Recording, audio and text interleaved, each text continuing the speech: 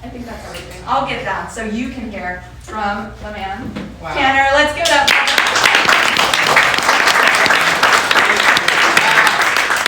No matter how many times you prepare for a moment like this, when you're here, it's totally different. So, I had some thoughts and I had some ideas of what I was going to give to you all today, because that's what I'm here to do. My vision for what you get out of my talk is that you go from where you are to where you want to be, and I'm going to give you some tools to help you get there through my own experiences in business and in life. I'm going to start off by introducing myself, but before I do that, I want to thank Corey for what she put together here. I mean, this is 5 months in the works from what I know about it, but I believe this is a 10-year journey that she's taken, and I actually had the pleasure of listening to Corey's speech at the PCA Expo. And if you guys could only understand what all went into what exactly you guys are being a part of right now, I'm sure you're already blown away, but you'd be even more blown away. So let's one more time, please give it up for Corey for putting this together.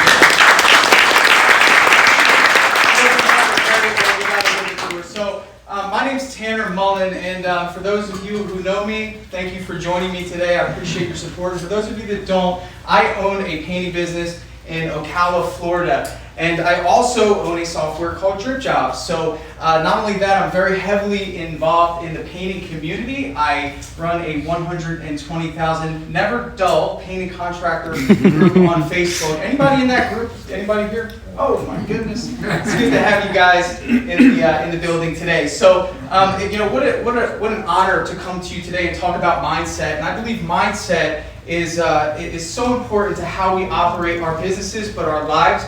But even more of a responsibility to master our mindsets in a way, because all of us here have a responsibility to the people that work around us and work with us. And for that, I believe this is a good topic to start off on, especially because how we interpret some of the different things that we're going to learn here in this event for the next 3 days. And my goal is to help you see it in a different way than you may have seen it if I weren't here. And I want to create an impact on all of your lives. Is that okay with you guys? All right, let's do it. So why the painting business? I'll tell you right off the bat, I was not supposed to be in the painting business. There's an old saying that says, you don't pick the painting business picks you. How many of us have gotten into the painting business from a friend or a relative? Anybody here? So the saying holds true. Okay, so my journey starts off, I'm 13 years old, I'm with my father on a summer morning. I hear a knock on my door and the light goes on. Anybody hate getting woken up when the light goes on? It's the worst way to get woken up. Fan goes off, light goes on. It's time to wake up. It's time to work. And I geared up for my first job with my father, and he handed me a roll of blue tape, and he said, "You're going to take these baseboards." And from there, that was my responsibility on the weekdays in the summertime. And it was a great responsibility because not only did I get to learn a little bit of work ethic, but I also got to learn the feeling that was created when we finished a painted home. And Corey, could you help me out? Make sure that's turned back on. Technology. That's all right. We're okay. So I love the feeling of a painted home, and it really resonated with me. What my dad was really doing, and he wasn't just working; he was transforming not only the space people lived in, but their lives in some cases. Who knows what they've been through? And it was really an endearing time period. But one thing about my father, he was a journeyman. He was a one-man show. Some of us know some of those types of guys, and he survived off of word of mouth. And the time period was 2006. We had just moved down from New Jersey, not too far from here, for a fresh start at life. I was 13 years old at the time. It was my father, my mother, my sister, and I tell people we threw a dart on the map, and wherever that dart landed is where we landed in Florida because we had no family around us. But it was a fresh start for my sister and I, who was 8 years younger than me at the time. And around that time was 2006. Anybody remember an economic event that happened around that time? Okay. Was anybody in business around that time? Okay. So my father was in business around that time, and what was interesting about that time period is normally I was used to working a lot, and then I stopped getting woken up. And the response to my dad was, the phone didn't ring, or we didn't have a job on the schedule. And this response of his became more of a theme, and I stopped working with my father because there was no work to be done. In other words, he didn't really have a book of business that would be calling him, and of course the direction of the economy was heading in a downward spiral. And I remember the feeling of anxiety. My mother didn't work, and she was helping him in the business. They were a husband and wife team. She would answer the phones and write up the estimates, and he would go do the work. And I'm sure we've all heard that story.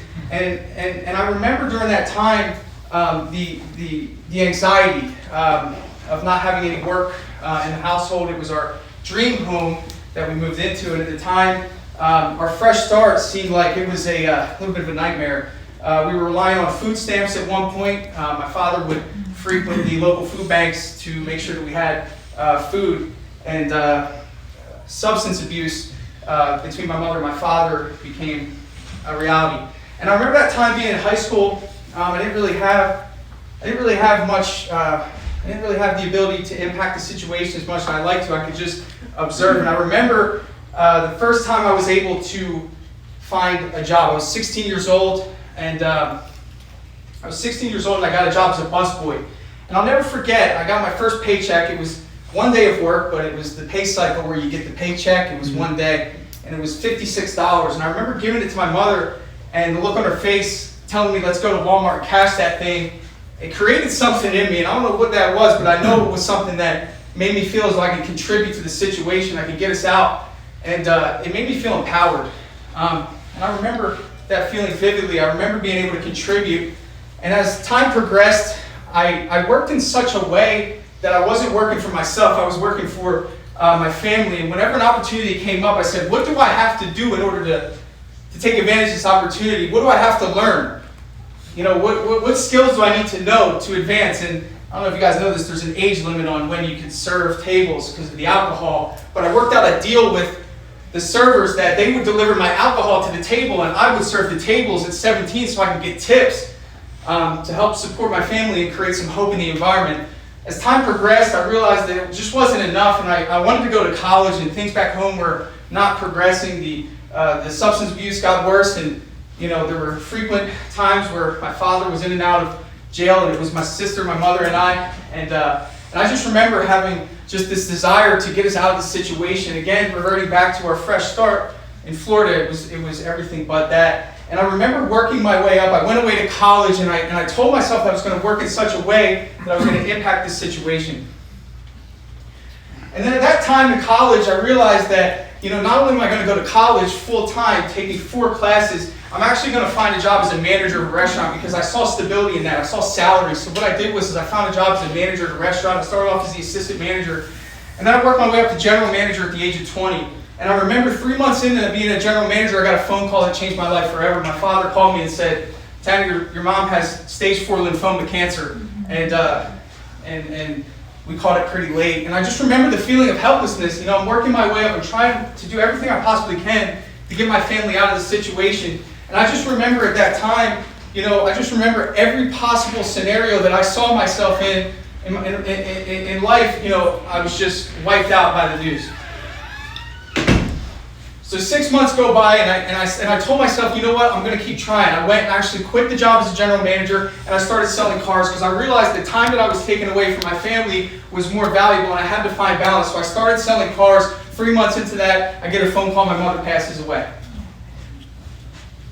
And at that time, the only thing I knew was work. The only thing I knew that I could control was how hard I worked when I went to the job and how much money I made. And that gave hope back home. My sister looked up to me. She's 8 years my younger, and I just knew that there was an impact that I was creating. But, you know, there was only so much that I could do from afar, but I couldn't stop. I worked so hard up until this point. I'm 21 years old at the time. And I said, you know what, I need more stability, I need more structure. I got a job at a local credit union as a level 1 loan officer. I worked my way up, I got accolades, national awards for loan dollars loan, and a new branch was opening at the credit union, and I was offered a full-time position, branch manager opportunity at 22 years old, full salary, $80,000, 401k, full health insurance, every possible thing that anyone would look at and say, you've made it. But there was still a part of me that felt like I needed to go home to my sister because things still haven't progressed the way I thought they would. In other words, I was working in the wrong direction. And there was a part of me that had to make a decision, one of the hardest decisions that I've ever had to make. And I knew what that decision was, but I just couldn't pull the trigger. So I remember one time I went outside in my 1-bedroom apartment. You know, I'm feeling good about what I've created up to this point, but I'm still feeling helpless. And I remember a voice inside. And that voice inside said, go home. And I don't know, any you guys hear that voice before? And you guys know what that voice is? I call it the Holy Spirit for me. You can call it what you want, but for me. That voice was loud and clear, but part of me said, go where? What do you mean go home? I'm home. I'm sitting here with my dog outside on the front porch. Where do you want me to go? And I knew where I needed to go. I needed to go back home to Citrus Springs, Florida with my father and my sister. After I had just built so much, which was about an hour away, I had to throw away every possible thing that I had worked for up until that time to go home. And I knew what I needed to do. I needed to start a painting business to get my dad off the couch, to get him clean, to help him be sober, to get him out of this rut, to inspire my family, to give him hope. Anybody remember the decision you made to quit your job and start your business? Man, that was crazy. So I got good news. I got really good news. I took the leap. That's my dad there. That was our first job. Got him off the couch. He's back doing what he loves. He's back doing what he taught me how to do. But this time it was on different terms. This is our first crew. It's my dad here. First crew. And what I learned was, as I was going through the process of owning a business, that there's something special about what I did. I just wanted to be able to formulate it. Because I took a leap that some people would think is crazy. $80,000, full health insurance, 401k, benefits, everything that you could possibly look at and somebody say you've made it. And I looked at that and I said, well, that's the hardest decision that I was ever going to have to make in business. So if I just do the same thing that I just did in every other area of my business, then what will happen? So I'm going to show you guys a couple pictures here. This is some more work that we've done. Got me there, and some people ask me, they say, Tanner, do you paint? I said, I used to. And that's proof. So if anybody asks you, I did paint. He painted. See the paint on? See the paint? Not too messy. I had to do estimates, but I did paint. A couple other guys there. And this is where my business is now. So we're here in 2022. I got 12 employees, over 156 reviews on Google, wrapped vehicle. And what was once one of the hardest decisions I had ever made had turned into something that changed my life forever. And I know you guys know what that feels like if you started a business. So I don't know if you guys know this, and some of you who don't know me, you don't know this. So I coach contractors, but I'm a little bit different. I do not like structured coaching. I do not ask for money for coaching. I do what's called a business breakthrough session. I've done 250 of them. I've sat with 250 contractors one-on-one. And part of me did it because, first of all, I love to give, but the second part of me did it to understand the patterns. And the patterns to me are pretty simple. It's hard for me to comprehend how many people don't give themselves enough credit for what they did when they started their business. Essentially, I look at somebody that tells me, Tanner, I can't find help.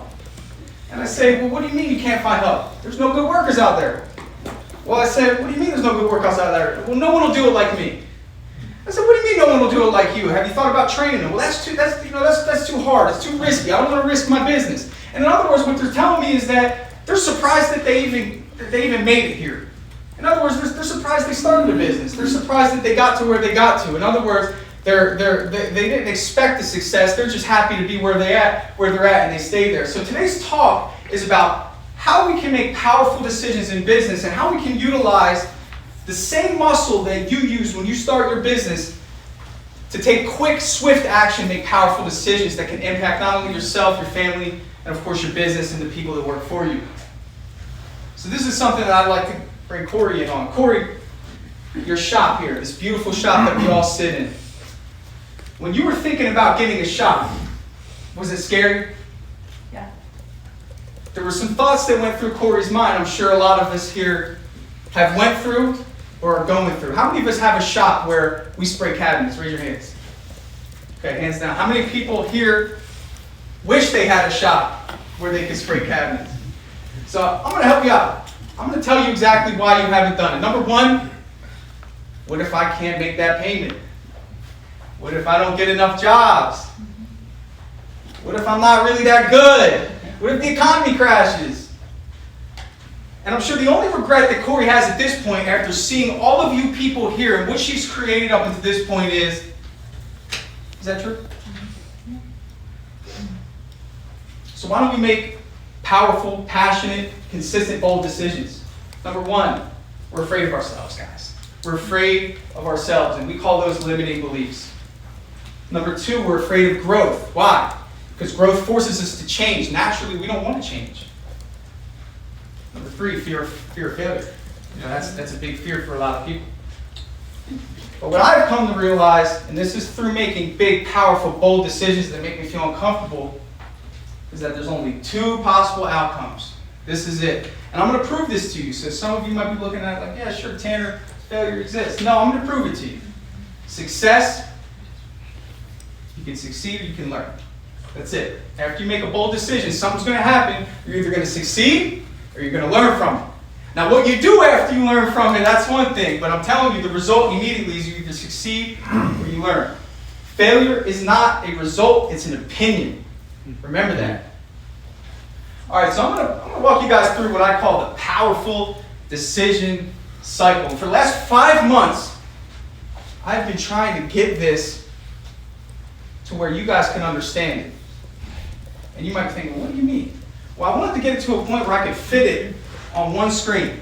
So you're going to see that here in a second. And it actually took me until yesterday at 9 o'clock at night to get this thing on one screen. All right, so let's dive into it. So the art of powerful decision making. Let's talk about some impactful business decisions, guys. They fall into one of 4 categories. We're either scared to invest, we're scared to hire, we're scared to fire, we're scared to expand, and we're scared to systemize. That's it. It's going to fall into one of those 4 categories. And my goal today is for us to identify whatever we're afraid of and then essentially make it look silly. So here's some pretty scary decisions that some of us have went through, some of us are currently going through, and some of us are about to head into. Number 1, getting a shop. This is a pretty scary decision for some of us, and we just identified that here with a show of hands.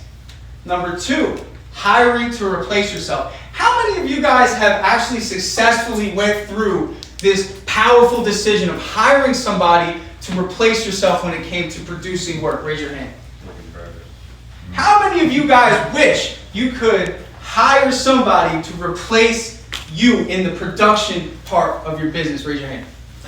Okay, so find somebody that raised their hand last, and you should find them and talk to them after this meeting, maybe tomorrow. Hiring a marketer or a marketing team. Now, why is this scary? Well, it requires, let's go back, an investment. Opening a new location or branch. Why is this scary? Expanding, getting a shop, systemizing, hiring, obviously in our hiring and firing category. So what we're doing, guys, is we're going to identify the fears, we're going to put them right here, and we're going to make them look silly. So let's talk about a couple more. Investing in better products and equipment. How many guys paint cabinets here? How many guys use an electric sander? Okay, not everyone raised their hand. Investing in better products and equipment. I think there's an electric sander company here. Investing in better software. This is something I'm passionate about. I believe that software has the ability to not only take more than you can imagine off your plate, but it makes you feel as though your business is growing, it's flowing. Legitimizing, getting an accountant, a bookkeeper, payroll, letting people go that are prohibiting growth. Anyone battle the issue of letting the wrong people out of your business? Has anyone went through that before? I have. That's a tough decision. That's one of the toughest in business, is letting the wrong person go. What we're really afraid of is growth. Every single one of those categories is growth. That's it. We're just afraid of growth. Every single one of them. So here's a fact. Your business is either growing or it's dying. That's it. There's no in between. There's no stagnation period. That's it. It's growing or dying. And if we're afraid of growth, then the opposite is obviously your business is not growing, it's dying. There's no in between. So as we continue on our powerful business decision cycle, the next part of our journey is confidence. So how do we make a powerful decision consistently and effectively? Number 1, we got to have an impact mindset. Okay? Number 2, we got to have empowering beliefs. So let's cover them. So typically, guys, whenever we're facing a big decision, I want you guys to think of whatever that thing is in your business. Now, I know everybody has a different one. Some people have a shop. Some people are scared to hire. Some people are scared to let that person go. Some people are scared to invest. Some people are scared to get a shop. Some people are scared to systemize. Whatever that thing is, I want you guys to look at this. If you're asking yourself any of these questions, How much will this decision cost me? How much energy will this decision require me? How much time will this require me? What will I lose, miss out on if I proceed with this decision? What am I risking by making this decision? This is the same mindset that would have kept me in the bank. Because everything about that mindset is about me. That's it. It's about me, and I highlighted them for you so you can see. I didn't change it, I just highlighted them so you guys can see. It's all about me and I. That's it. Impact mindset's a little bit different. How will this decision impact others? How will this decision impact the growth of our business? How will this decision impact the motivation of our team? How will this decision impact my family? How will this decision impact my employees? How will this decision impact their families? Corey, did you ask yourself this question when you made the investment to this shop? It was about impact. That's right. So whenever we make bold decisions, whether we identify it or not, we're actually thinking in an impact mindset. Me quitting my job, I had to be in an impact mindset. What mindset are you making your decision off of? So let's talk about my decision. I want to talk about what I would have thought about versus what I did think about. Number one, the cost. I was cost-based. When I coach contractors, anytime they're facing a decision, they don't take action, they're focused too much on the cost. Losing out on the $80,000 salary, losing out on full benefit health insurance, losing out on 401k, losing out on the financial stability I've been aiming for years, losing out on the opportunity to move up the corporate ladder, losing out on the big time management opportunities, sacrificing all of my hard work up until this point. That's the loss mindset. Impact mindset. Number one, save my father's life. And what that did was it allowed me to create a must rather than a should. Restore wholesomeness into my household. Create stability for my sister. Create a legacy for my family. Create generational wealth. Create opportunity for others within my business. In other words, the impact outweighed the cost. So for me, it gave me that push, that heroism that I believe I needed in order to make one of the hardest decisions I've ever made. And I utilize the same strategy in every decision when it comes to growing my business. And I believe that impact is the greatest form of currency. Amen. Limiting beliefs. I've said a couple of these, but I have to switch gears. What if it doesn't work out? What if I fail at this new system and strategy? What if I lose all of my money and end up broke? What if I overcommit and upset my customers? What if I hire someone and our quality drops? What if I sign a lease and I can't make the payments? I think we've all said a few of these. Empowering beliefs. What if it does work out? What if I produce better, more efficient quality work because of it? What if this gives me the free time that I desperately desire? What if we become the best in our area because of this? What if we are flooded with customers and leads because of this decision? Guys, the only difference is the context. It all starts with what if, so it's even. It's a matter of which one you choose, and that's what it's about. Let's look at the different limiting beliefs that I had initially and then what I had to transfer to. Number one, what if it doesn't work out? What if I fail? What if I lose all my money and end up broke? What if I suck at painting houses? What if I can't sell any jobs? What if my dad and I have a falling out? What if I never get this opportunity to advance in this loan officer opportunity again? What if this is the biggest mistake I'll ever make? And I'm sure we all went through this thought process when we started our business. We all did. It's natural. It's change. It's growth. But then something in you did this. You said, what if, obviously a different story, but what if I save my father's life, restore wholesomeness, create stability, see what I'm capable of? You input whatever it is that empowers you to make powerful decisions, whether it's a better opportunity for your family. And usually, if you dial it in, chances are it's for somebody else, not yourself. Faith and fear both demand you believe in something you cannot see. You choose. So now as we continue on our powerful decision cycle, we have motivation. We turn shoulds to musts. And I want to introduce you guys to something that I've been a really big fan of lately. It's called my impact tree, and I'm going to show you guys what that is. So this is me. You guys can see. You guys see the resemblance? All right. So this is me. And before I started my business, and you guys can input yourselves here, unless you have kids. I was single, so a little bit different. But individuals directly impacted by my decision making. One. That was it. When I started my business, I took on the role of making decisions in a way that would impact my father and my sister. This is what happened when I started my business. I kind of stepped in. I took over. My mission was sobriety for my father and a household with structure for my sister. So every decision I made from that point forward after starting my business directly impacted their livelihoods. So I'm up to 3. My first year in business, I met Angelica, my beautiful wife. Now obviously, the pressure's on, right? I have Colton, my crew leader. He has a wife and 2 kids. And of course, my father and my sister. My individual directly impacted by my decision making goes up to 8. Second,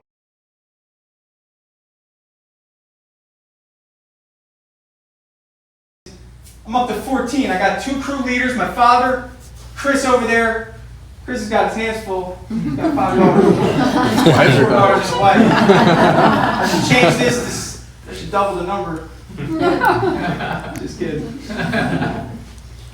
So putting this into perspective, essentially, guys, all of you have an impact tree going on right now. It's a matter of whether you want to look at it or not. Because what I really came to grips with is that every decision I made, whether it was to wake up on time or not wake up on time, it didn't just affect me. It didn't just affect my daughter and my wife. It didn't just affect my crew leaders, but guess what? When they came home to dinner and sat with their families, my mood directly impacted whether or not they were going to have a good meal or not. Does anybody think about that in their business? This is where I'm at today. Okay, it's a lot of people counting on my decision making, but I still make them in a bold way. I'm not timid because I understand that not only am I making decisions for them, I'm making decisions in a way that directly impacts their growth. And that is directly correlated to my mindset. If I go in each day with a mindset of scarcity, in other words, I go back to my what ifs I can't, then what ifs I can't happen for everybody, not just me. So not only, guys, is this mindset thing about you, it's about every single person that is in your business. Anybody interested in making their own impact tree after this?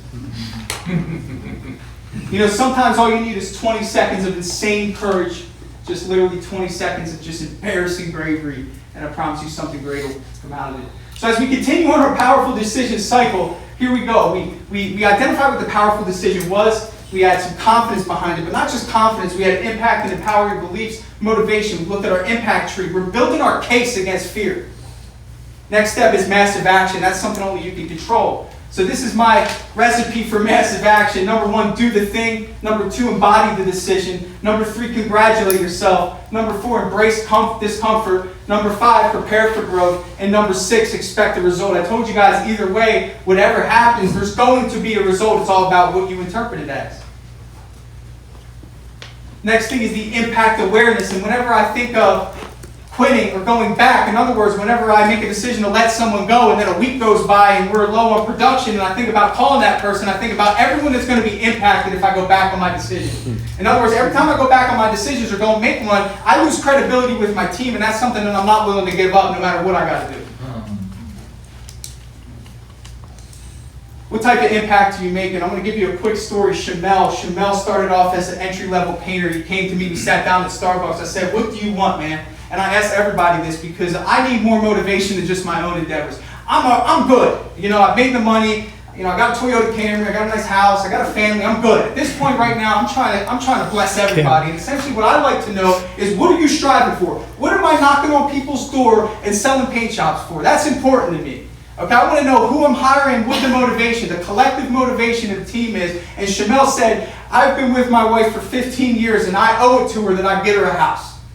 And I said, awesome, then I'm gonna do everything I possibly can to get you in a position to get a house, but you gotta do something for me. You gotta show up every day with an attitude that this business is your business and I'm providing you a vehicle to help you get to your goal. How does that sound? And it only took Shamel 2 years to become one of my project managers. I put him on a salary, and he just sent this to me actually April 13th, just in time for this event here. I said, he's funny. He said, it's official, like stripes on shirts and a whistle. If you don't get that, it's about a sports reference. So let me see that pic. And I had no clue that I'd be using this picture. This is just, for me, it's just something I wanted to see personally. He sent me keys to his first house. Okay? And for me, that's what it's about. In other words, I look back on all my decisions and I say, I made bold, powerful decisions. And those bold, powerful decisions needed to be made in such a way and with so much strength that I had to do it not only for myself, but for the people that work under me. What else can I do? So when an opportunity or opposition comes my way, I'm not thinking about if I can do it. Because if I do that, then chances are I'm probably going to doubt myself. But if I think in a way that, how is this going to impact somebody else? There's some courage that comes above me and on top of me that just makes me take action. So essentially, after we identify our impact awareness, in other words, that time period between action and result, which many people look at as a stagnation period. And you can look at this in any decision in your life. And essentially, if we expect fast, rapid results, we're not going to get them. It takes time. Essentially, we're going to get that result. And guess what happens when we get a result? Whatever that result is, guys, you're going to get confidence, you're going to get a reference, and you're going to get experience. That's it. You're going to get those three things. Now, when you have confidence, can you make the same decision again, do it again in a certain manner, a little bit different than the way you did it before? Sure. You have a different reference, you might do something differently. And now, of course, you have the experience.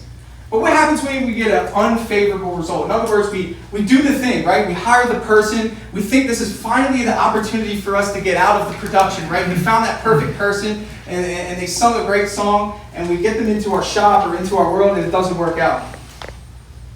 This is why most people don't make bold decisions, because they think that my powerful decision cycle stops right here. They think that this thing here called failure exists. In other words, they don't continue. There's more. But they stop right here. I'm going to show you guys what I mean. In other words, if I replace the stop sign with the rest of the journey, they're going to learn. They're going to refine. They're going to repeat. That's going to give them momentum. And they're going to go back and make another powerful decision. The idea is to keep making decision after decision after decision after decision without the idea that you're failing. Instead, you're growing, you're learning, you're gaining experience. In other words, you're building such a momentum. I'll be honest with you guys, I'm riding the same momentum at this very moment that I did when I quit my job as a busboy. And that was 11 years ago. And if we get a favorable outcome, guys, you know what it is, impact. And that's what we're here for. Once we achieve impact, Shamel got his house. Let's do that again. Build some more momentum, go into the next decision even better. So I believe that as business owners, we have not only an opportunity to master our mindset, but focus on the skill set of decision making. I want to thank you guys, and before I go, I did decide to bring my father here. He's sitting in the back. Hey, guys.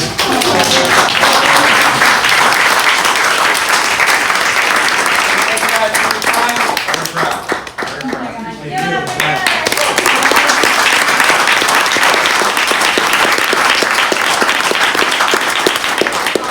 Thank you. Oh, I'm very proud.